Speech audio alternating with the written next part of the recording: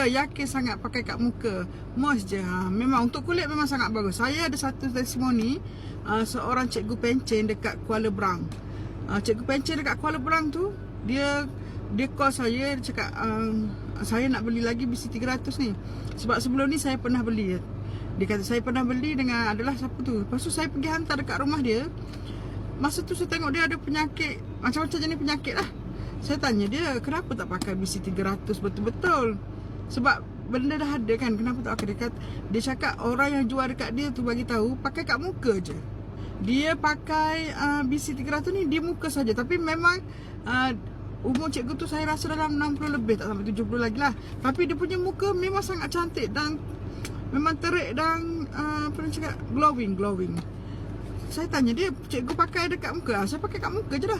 Padahal cikgu tu dia ada masalah gout, dia ada masalah buah pinggang, tapi dia tak pakai seluruh tubuh. Sebab orang yang jual dekat dia tu bagi tahu untuk kulit muka sahaja.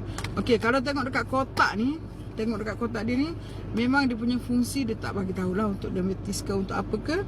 Tapi dia bagi tahu untuk kulit sahaja. Untuk kulit sahaja. Jadi kalau kita beli dengan orang yang tak betul-betul terangkan apa function BC300 ni, memang tak tahu nak pakai lah. Sebenarnya BC300 ni kita boleh pakai seluruh tubuh.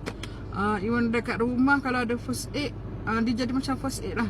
Kalau ada tangan tangan kita terluka kena pisau ke benda tajam ke, kita terus sapu.